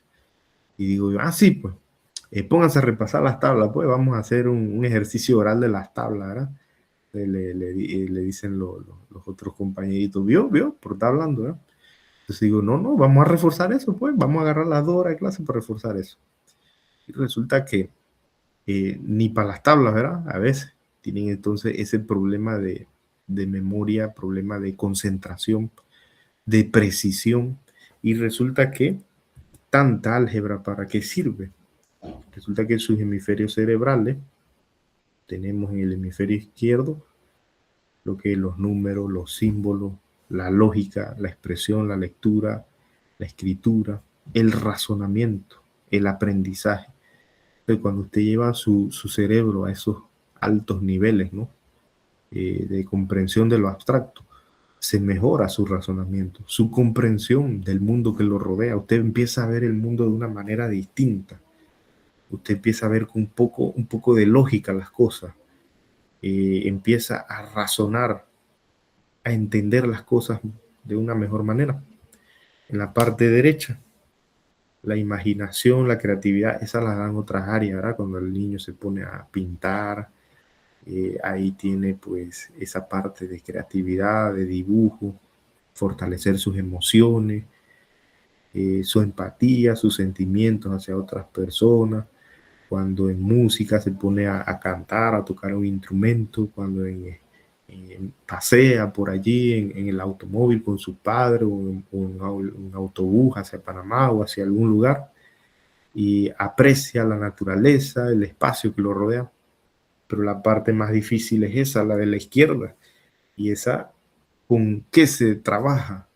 Con matemática, con la resolución de problemas, con acertijos matemáticos, rompecabezas, cubo de Rubik, ajedrez, juegos en el cual involucre eso, la lógica, el razonamiento, el aprendizaje, que es lo que más se da en el colegio, álgebra, la comprensión de lo abstracto, de esos algoritmos que mejoran la precisión, la rapidez en las conexiones, nuevas conexiones neuronales, ¿verdad? Como dice un conferencista que el otro día escuché y vi que decía que cuando hacemos matemática se generan nuevas conexiones cerebrales entre nuestras neuronas, se unen más nuestras neuronas.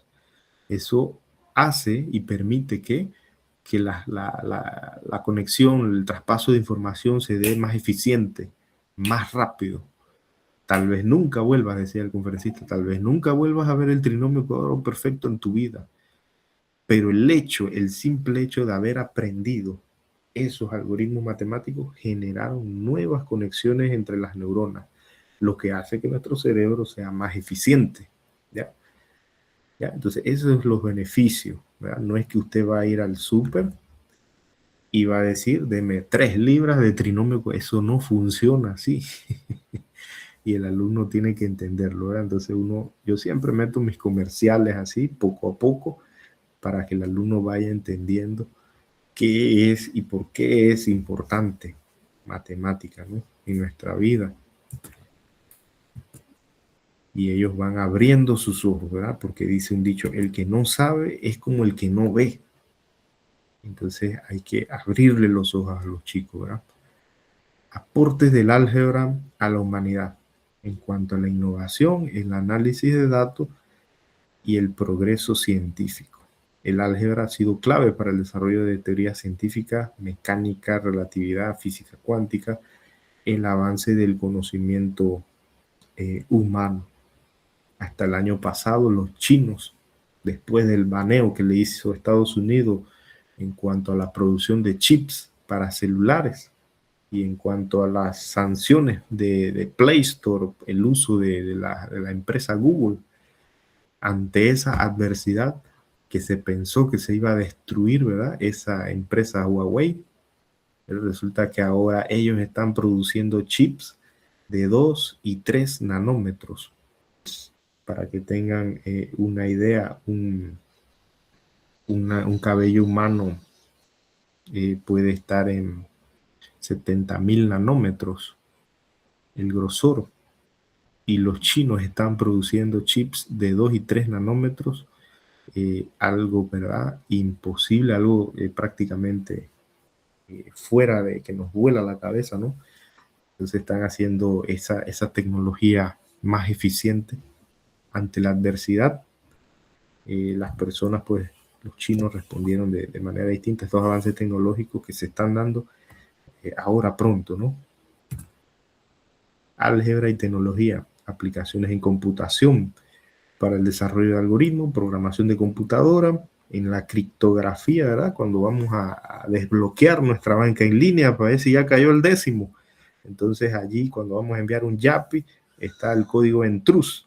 Entonces, todos estos sistemas criptográficos seguros y confiables hasta cierto punto, ¿verdad?, protegen la información digital a través de estas técnicas algebraicas.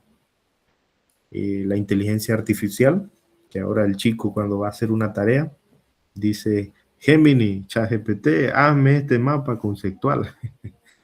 ¿Verdad? Que utiliza ya inmersamente la inteligencia artificial, álgebra lineal, matemática discreta, para toda esa automatización, toda esa IA avanzada en la cual hoy gozamos.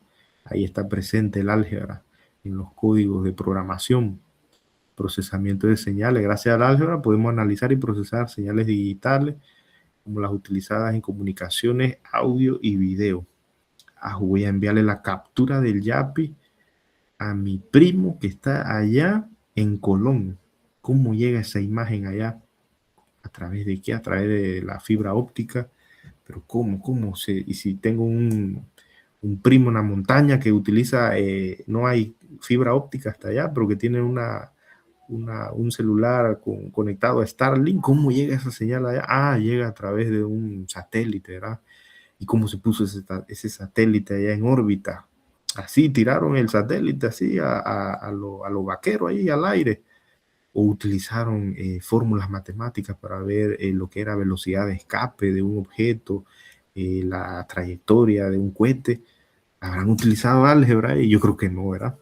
Entonces, todas esas cosas uno se las va mencionando a los chicos cuando uno va dando clases, para que ellos entiendan que la importancia y el respeto, ¿verdad?, sobre todo, que le tienen que tener a todas las disciplinas, no solamente a matemáticas. Todas son importantes, todas nos han acompañado a lo largo de nuestra historia, miles de años, y que cada vez están evolucionando y mejorando, ¿no?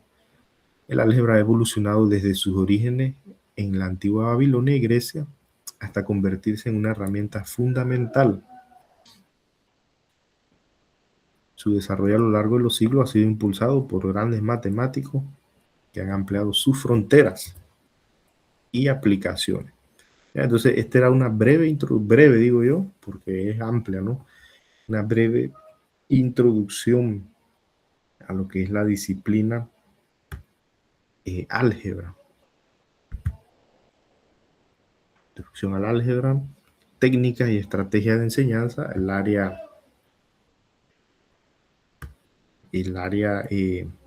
didáctica, ¿no? Hay diferencias entre estrategias, técnicas de enseñanza, como su integración efectiva puede mejorar el proceso de aprendizaje. Todas estas cosas la debe tomar en cuenta, ¿verdad?, el docente a la hora de desarrollar su clase. Un enfoque, definición de la estrategia de enseñanza, ¿verdad? Son planes amplios, guían el proceso de enseñanza-aprendizaje Nuestras estrategias deben establecer metas y direcciones específicas para lograr resultados de aprendizaje deseados. Deben ser flexibles, adaptarse a las necesidades y estilo de aprendizaje de los estudiantes, ¿verdad? Por ejemplo, la estrategia de gamificación, y uno quiere aplicar esa estrategia tecnológica de gamificación en un área de difícil acceso. No hay luz, no podemos llevar las libias ya, no podemos llevar la computadora, ¿verdad? Resulta que tenemos que usar otra, tenemos que ser flexibles con eso, adaptarnos a la necesidad, ¿verdad? Del alumno. No podemos llevar las libias, digo yo. Características de la estrategia de enseñanza: de tener planificación, orientación y adaptabilidad. Es una guía, no es un marco de hierro. A veces la estrategia, la misma que usted utiliza con un grupo, y no le va a funcionar para otro. Entonces uno ahí va orientando, adaptando, cambiando, ¿verdad? De acuerdo a lo que trae el grupo. Son acciones específicas, métodos y procedimientos concretos utilizados en el aula. Hay variedad de opciones para las técnicas, desde lluvia de ideas, dramatizaciones, ¿verdad? Entre más se involucra el alumno, más le queda grabado en su mente. Por ejemplo, una vez que en español nos mandaron a leer, siempre nos mandaban a leer, ¿verdad? Resulta que en una de tantas lecturas que nos mandaron a dramatizar. Era lo que era, pues, la Ilíada, Homero y esta historia, ¿no? Entonces cada uno agarraba un personaje. Bueno, ¿por qué recuerdo más eso que otras lecturas? Porque la dramatizamos. Entonces, entre más involucramos al alumno, por ejemplo, en matemática, que haga un proyecto, que haga una maqueta, que explique la maqueta, que haga un juego matemático, que aprenda las reglas del juego, eso se convierte en un aprendizaje más significativo. ¿Ya? No digo que en todos los temas vayamos a hacer maquetas y dramatizaciones, ¿verdad? Porque no se puede, y eso también representa un gasto, pero diversas técnicas tienen diferentes alcances en cuanto, pues, cómo se cimenta ese conocimiento en el alumno. Todas nuestras técnicas que utilicemos de enseñanza deben tener sus objetivos específicos, enfocados en metas de aprendizaje concretas, ¿verdad? ¿Qué quiere que el alumno aprenda? ¿Qué quiere que el alumno logre? Se proporcionan, pues, los instrumentos prácticos y aplicables en el aula, y la participación activa, sobre todo en los alumnos, estimulando también, ¿verdad?, la creatividad, inspirar la innovación y el pensamiento creativo, ¿verdad? Para la Semana de la Ciencia en el área de física, yo les mandé a los alumnos que hicieran una maqueta con un problema matemático que era plano inclinado, ¿verdad? Un bloque de 5 kilogramos está en un plano inclinado con 45 grados, formado con la horizontal. Una cuerda tira del bloque en la parte superior, determine las tensiones, que no sé qué. Oye, y yo dije, vamos a ver, ¿qué hace el grupo? Eran 5 alumnos, ¿no? Cada grupo le di un problema de un tema que ya habíamos dado. Y resulta que los alumnos se han preparado, le hicieron una maqueta como el tamaño de una cama 3/4, y colocaron su bloque, su plano inclinado, la cuerda, le pusieron atrás una mampara. O sea, que cuando la gente llegaba, preguntaban, y ellos, como ellos mismos hicieron, se reunieron, dice, todo un día en una casa, hicieron la maqueta y empezaron a formar los ángulos con la base y todo eso. Dicen ellos, profe, estamos expertos en calcular tensiones con fricción y en planos inclinados. Y resulta que la gente preguntaba, y ellos respondían qué habían hecho. Entonces se había estimulado, aparte de la creatividad, la participación activa, y sobre todo, como ellos mismos tenían que explicar la maqueta, se habían vuelto expertos, ¿no?, en ese tema específicamente. Entonces se sentían bien, profe, nos sentimos pretty, porque la gente piensa que somos ya ya físicos, dice, ¿ya? Tratando de explicar fenómenos de la naturaleza, por ejemplo, ese, pues, de calcular las tensiones, las fuerzas, y se fomentó, pues, esa participación creativa, sobre todo, ¿no? Una maqueta bonita ahí del grupo. Otros tenían que calcular, pues, las energías potenciales, gravitatorias de un objeto que se lanza de un edificio. Esos hicieron otro tipo de maqueta, ¿verdad? Ok, hay una diferencia entre lo que es la estrategia y la técnica. La estrategia es como más amplio. La técnica es lo que puntualmente usted va a hacer a través de esa estrategia. Son más flexibles las estrategias, las técnicas son un poco más concretas, ¿verdad? Digamos que la estrategia es más general, la técnica es más específica, ¿verdad? Objetivo específico. Por ejemplo, yo quiero que trabajen en grupo. Esa es mi estrategia. ¿Ya? Trabajan en grupo. Ahora, ya se reunieron en grupo, están en grupos de 5. ¿Qué van a hacer? Entonces yo digo, vamos a darle un estudio de caso, un problema propuesto. Usted me va a trabajar aquí con el tema de tensiones. Me va a generar un problema, me va a explicar el problema, me va a resolver el problema, va a utilizar los algoritmos matemáticos. ¿Ya? La técnica. Están trabajando en grupo, pero específicamente ese estudio de caso. ¿Ya? Misma estrategia, trabajar en grupo. Están reunidos en grupo de 5. Pero ¿qué van a hacer ahora? Ahora van a agarrar todo este contenido que está aquí, me lo van a resumir en un mapa conceptual. Esa es la técnica. ¿Ya? En ambas situaciones se estaba trabajando de forma cooperativa, aprendizaje cooperativo. Pero la técnica utilizada dentro de ese trabajo cooperativo es distinta. Una era el estudio de caso y la otra lluvia de ideas. De esa manera podemos diferenciar estrategia y técnica. Por ejemplo, también de estas innovadoras, ¿verdad? La gamificación que había mencionado anteriormente. ¿Cómo sería entonces la técnica? Bueno, se incorporan elementos de juego en el proceso de aprendizaje, como retos, puntajes, recompensa, ¿verdad? En este caso, pues según ellos están jugando, pero a la vez están aprendiendo, ¿no? El aula invertida, en el cual pues los estudiantes aprenden en casa y realizan actividades prácticas en el aula, ¿verdad? Ya traen, ya leyeron el material, vienen a despejar dudas. La estrategia de aprendizaje basada en tecnología, integrar herramientas digitales, ¿verdad? El uso de la laptop Libby y recursos en línea para enriquecer la experiencia de aprendizaje. Un ejemplo claro aquí, ¿verdad? Porque a mí me gusta usar con los alumnos, para que los alumnos entiendan muchos conceptos matemáticos, la analogía, ¿verdad? Hacer una comparación ahí con otra situación que no tiene nada que ver con matemáticas, en el caso, pero que se entiende. Por ejemplo, método, estrategia y la técnica. ¿Ya? Resulta que el método es visto como en forma general, es algo macro, por decir, esta situación aquí. Tenemos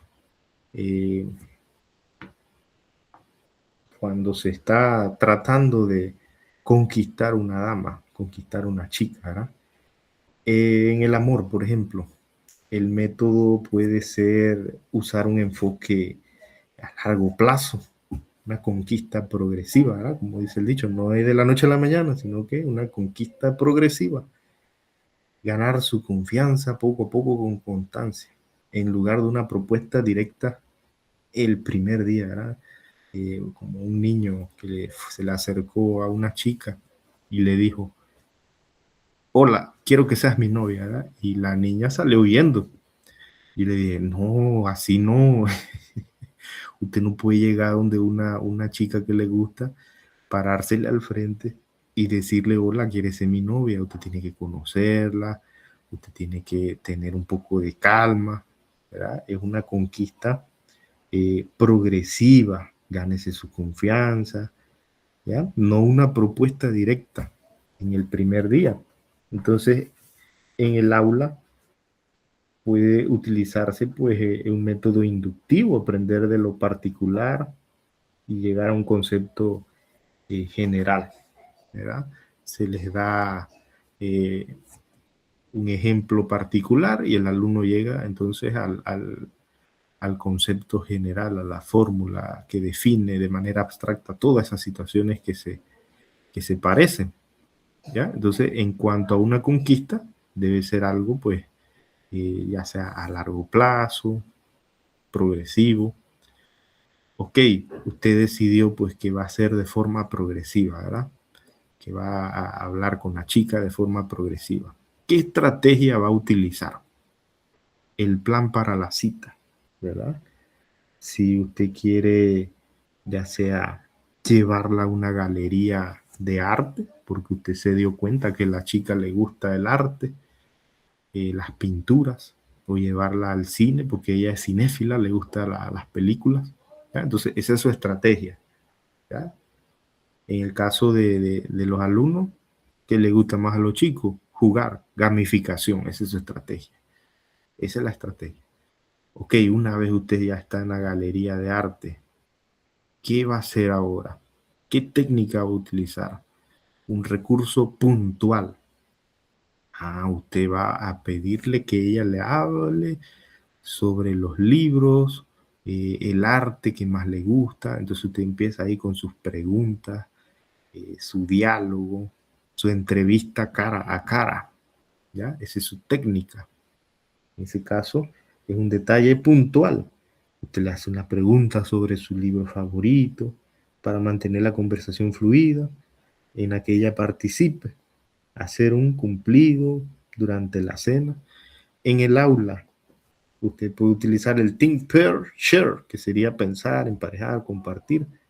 ¿Ya? Es la herramienta concreta, ¿ya? En cual pues ahí te pone que los alumnos se reúnan y hagan un resumen. O sea, es la técnica.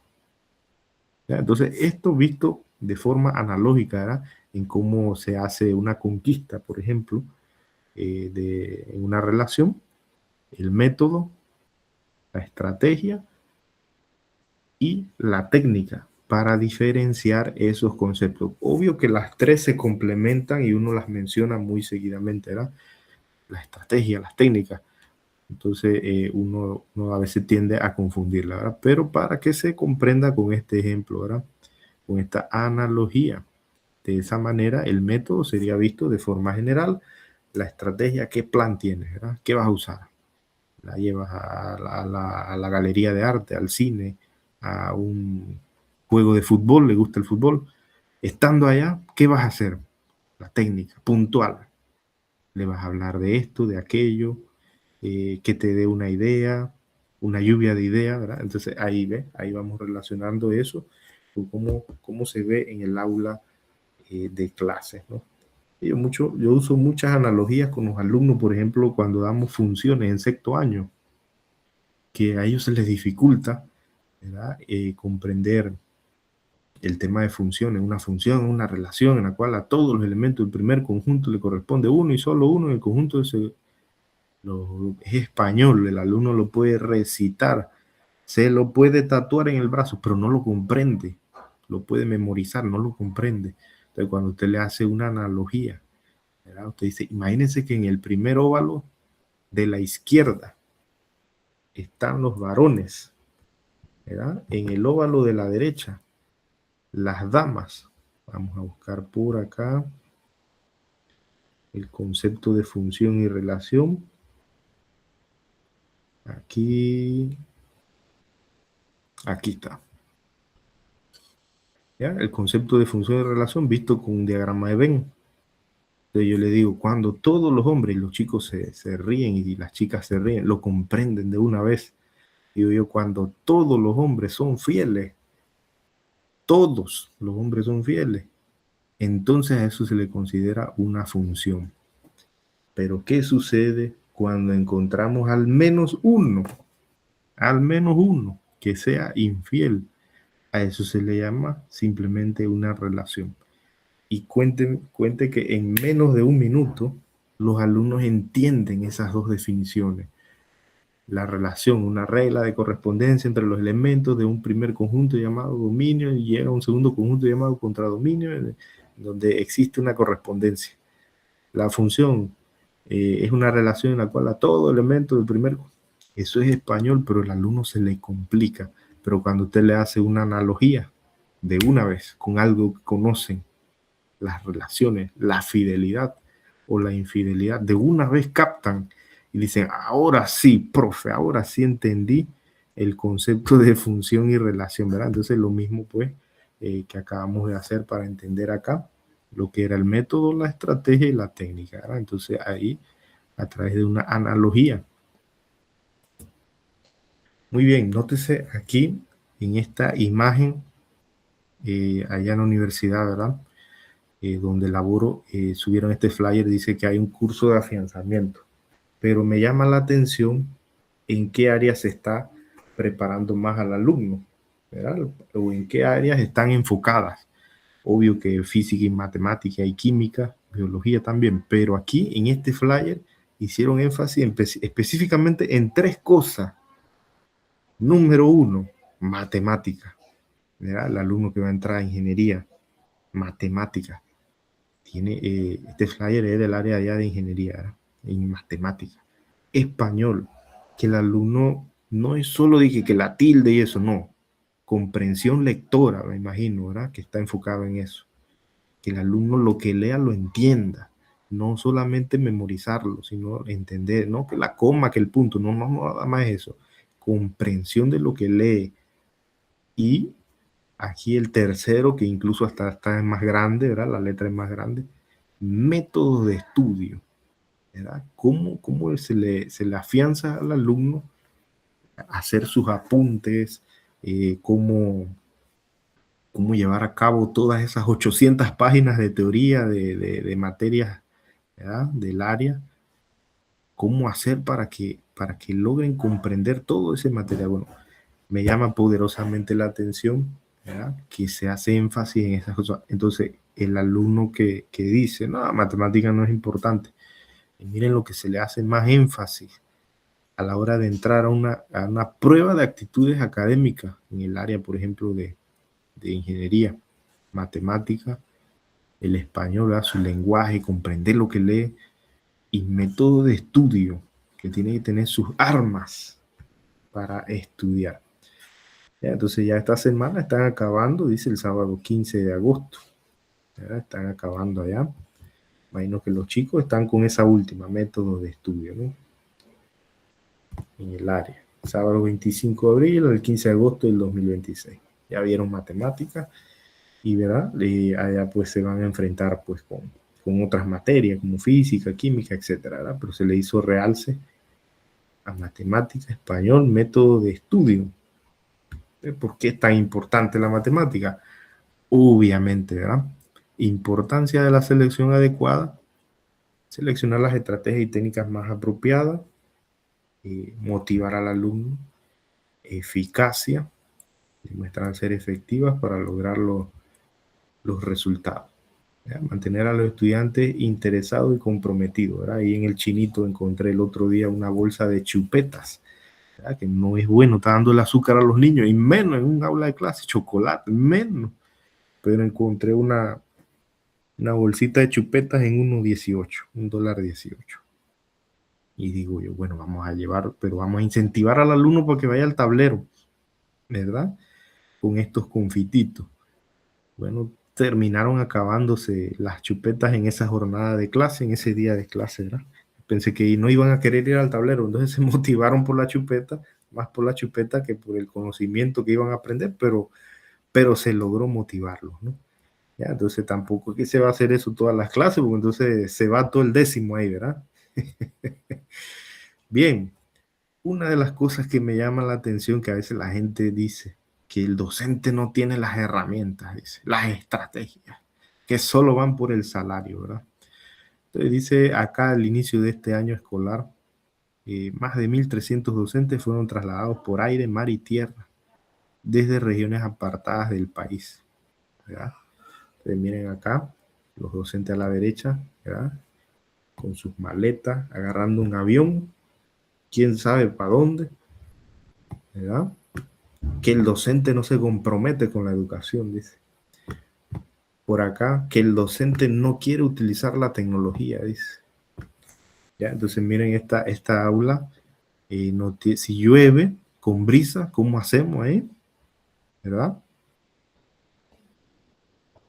A veces hasta que me da de verdad molestia y hasta cierto punto pues se me constriñe, dice el otro, ¿verdad? El corazón, ¿verdad? Cuando alguien dice que el docente no quiere utilizar las herramientas y estrategias innovadoras, dice, ¿verdad?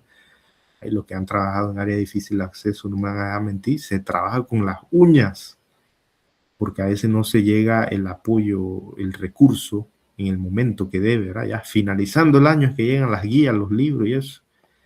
Y uno mientras, ¿cómo hace, verdad? Entonces, el docente no es que no quiere, o el docente no es que no está preparado. El docente tiene conocimiento, está preparado.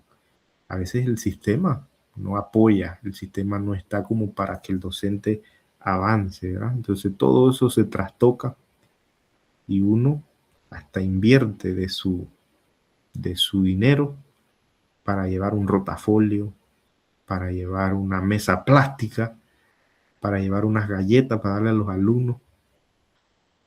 Muy bien. Comentarios sobre lo que ha sido la introducción al álgebra, las estrategias de enseñanza y esta imagen que nos representará nuestra labor sacrificada. ¿Algún compañero o compañera que le ha parecido hasta el momento? Ahorita les digo las tareas que hay que hacer. ¿Alguna profesora, algún profesor? ¿Es verdad o no es verdad que los docentes nos queremos ganar la plata suave? Buenos días a todos. Y repito, profesor. Buen día, profe.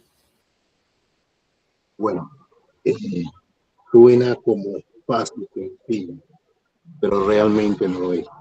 El docente sabemos lo que es enseñar, las dificultades que tenemos para enseñar. Desde cualquier punto de vista, es difícil, sobre todo hoy día, porque se nos malinterpreta todo.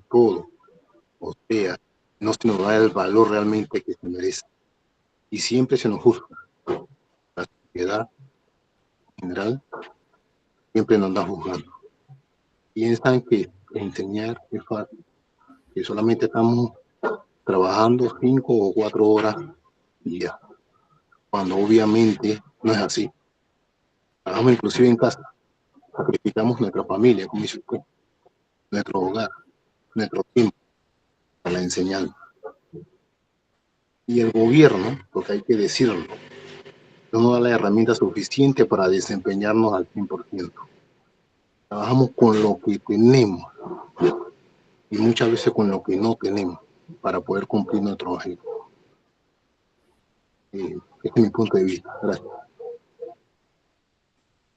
Muy bien, excelente, profe Daniel. Usted dio un punto clave y es ese, ¿no? De que nosotros sacrificamos incluso nuestra familia, ¿no? Para irnos lejos a preparar hijos de otros, hijos de otras personas, ¿verdad? Ya desde ahí el sacrificio ha sido enorme, ¿verdad? Del docente, trasladarse por aire, mar y tierra a regiones apartadas, no solo buscando una estabilidad económica para nuestra familia, sino que también para mejorar nuestra educación, para mejorar la educación de nuestros niños, los que más lo necesitan, ¿verdad? Así que el que dice el dicho, el que no la vive no la entiende, dice. La gente a veces pues nos señala, como dijo el profesor, no nos valoran, ven lo que digamos las redes amarillistas pues quieren señalar. Sin embargo, pues el docente sí tiene la capacidad, el docente tiene la preparación, que a veces pues no se dan las condiciones, son otras cosas, ¿verdad? Y terminamos nosotros pues trabajando con nuestras uñas, por decirlo así, ¿verdad? Y damos el 100% y más, ¿verdad? En nuestra labor como docente. Muy bien. Trabajos en clase.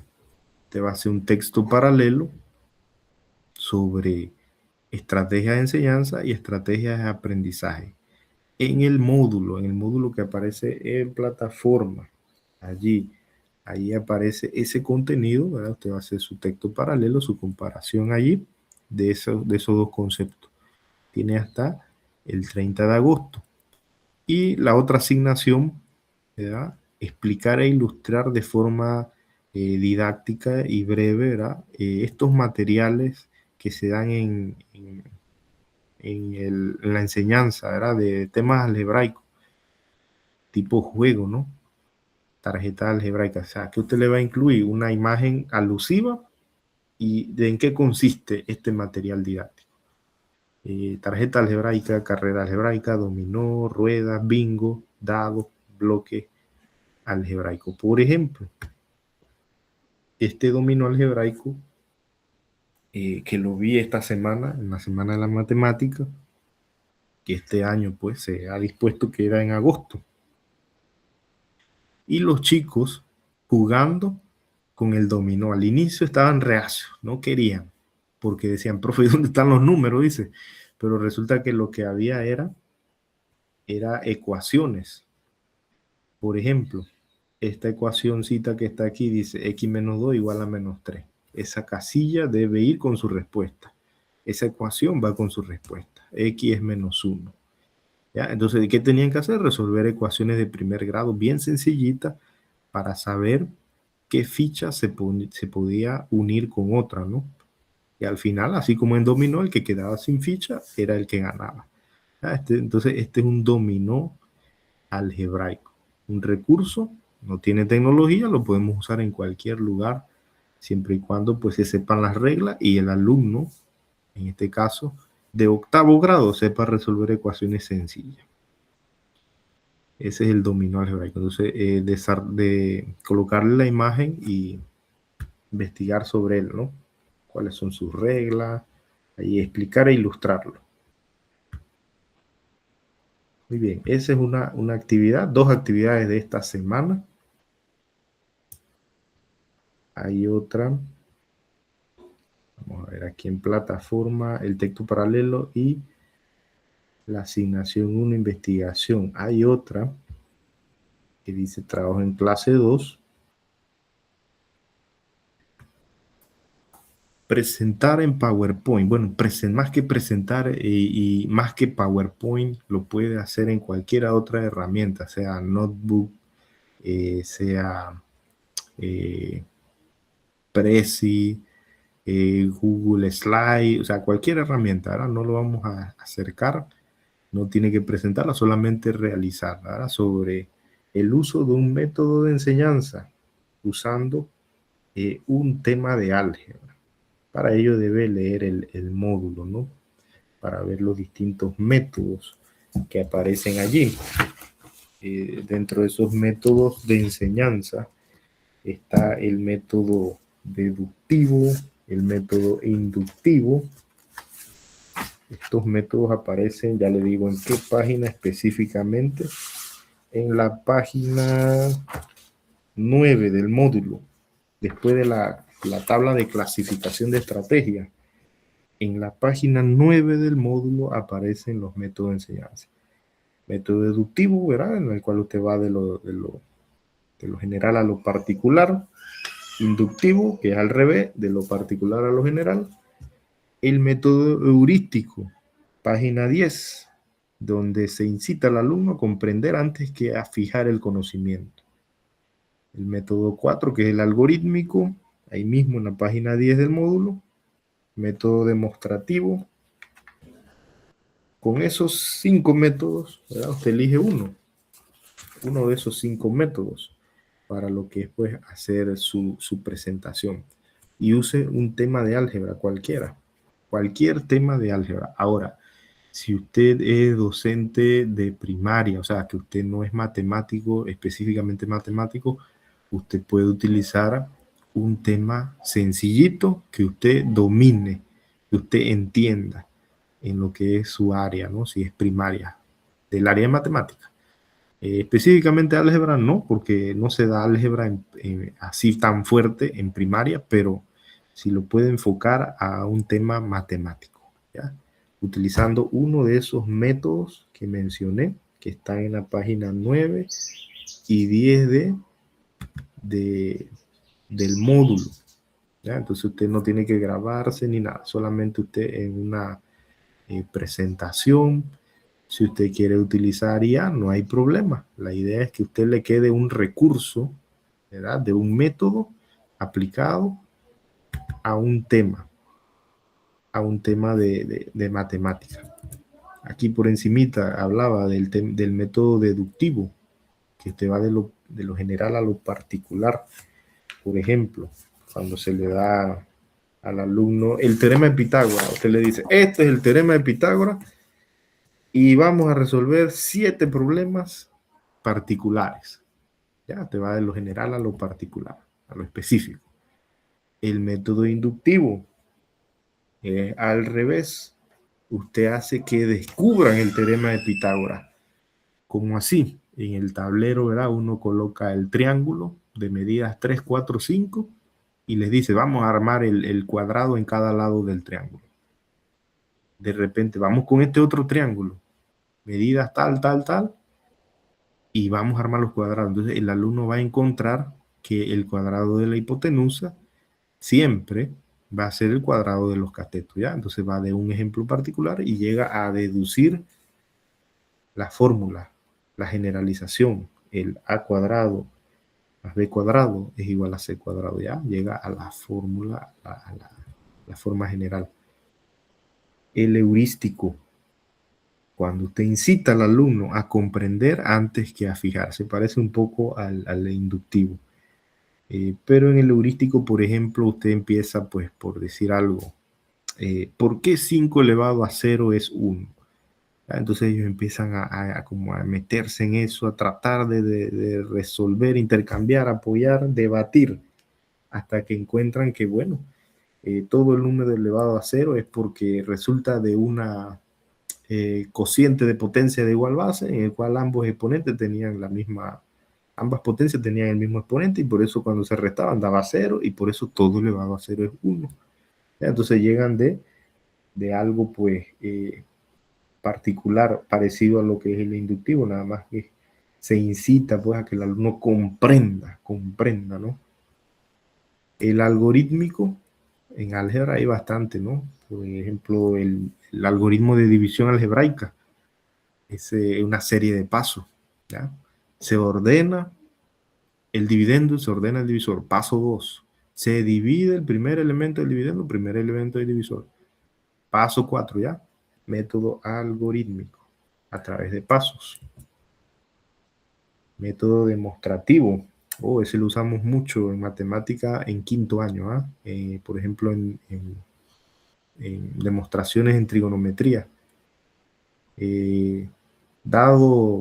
Dada la siguiente identidad, demuestre que el brazo izquierdo es igual al brazo derecho. Y ahí el alumno se las ve feas, ¿verdad? Porque tiene que demostrar a través de todo el conocimiento matemático en álgebra cómo llegar de un brazo al otro, por ejemplo, una demostración en el área de trigonometría, que son las que más se ven en el colegio. El uso de la tecnología en la enseñanza de la matemática, como ya lo había mencionado. Muchos alumnos aprenden de forma visual, auditiva, kinestésica, cuando ellos palpan o juegan o tocan con el objeto de estudio. Hay alumnos que aprenden de forma visual, solo viendo. Yo he tenido alumnos que solo ven una vez el ejemplo resuelto, ni siquiera copia y entiende. Otros necesitan copiar, necesitan resolver varios, necesitan un ejemplo concreto, ¿verdad?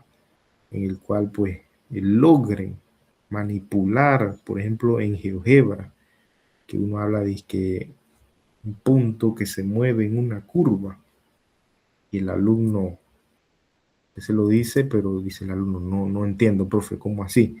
¿Ya? Pero si en GeoGebra, por ejemplo, vamos a abrir GeoGebra aquí, que me quedan unos minutitos para que vean ahí ese aprendizaje kinestésico. y en este caso mezclado con tecnología. Vamos a abrir GeoGebra. En cierto momento tuve algo muy raro, pero aprendizaje auditivo. Y muy raro, ¿por qué? Porque era un alumno con autismo, un autismo leve, pero tenía autismo. Vea, y casualmente el viernes me lo topé en una fila de un restaurante de comida rápida. Y yo dije, no se va a acordar. Y era un niño autista, me dijo, profesor de geometría, dice, me dijo así. Y resulta que ese niño, en octavo grado, cuando yo le daba geometría, porque en ese colegio se daba geometría separado de matemáticas, colegio privado, y se daba la geometría separada. Ese niño no veía el tablero. O sea, la primera semana de clase digo, ay, Dios mío, voy a tener problemas porque él no quiere ver el tablero. Y en geometría usted necesita ver la figura. Increíble, pero eso es bien raro. El chico solo se quedaba viendo a su cuaderno, al libro, y escuchaba. Y en el ejercicio, 4,8, 5. En el taller, 5. Y yo, ¿cómo es esto posible? ¿Ya? Eso es algo que todavía no comprendo, ¿verdad? Con lo que es pues estas condiciones que tenemos, con las que nacen algunas personas, ¿verdad? Increíble, pero se dio. Yo decía, ¿cómo este niño sin ver entiende? ¿Verdad? Aprendizaje visual, son cosas bien raras, y sobre todo pues la memoria. En la fila, el viernes, imagínense, yo le di clase en el 2014 o 2013, hace 13 años, y me vio en la fila y digo yo, no se va a acordar. Y me dijo, profesor de geometría, dice.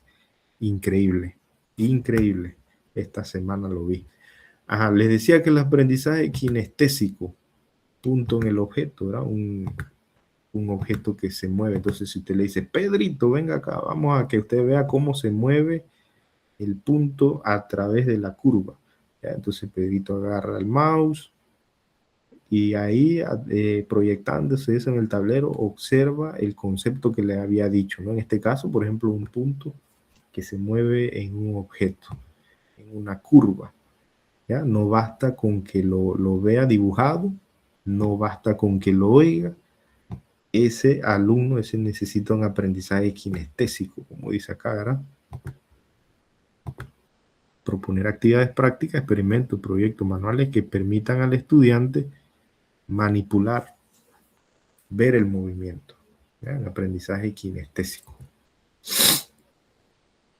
Muy bien, entonces, conclusión, las tareas, ¿verdad? Se han presentado los métodos de enseñanza por encimita, pueden ser aplicados, los pueden leer en la página 9, 10 del módulo, según las necesidades y objetivos del aprendizaje de los estudiantes. Se recomienda utilizar la combinación de ellos, ¿no?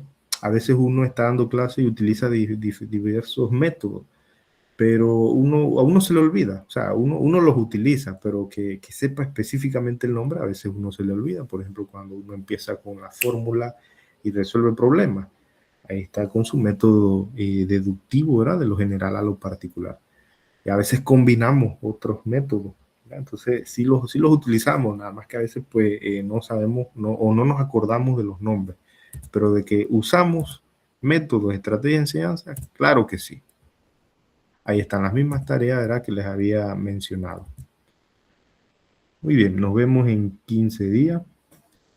Ha sido para mí un honor compartir con ustedes esta mañana. Vamos por acá.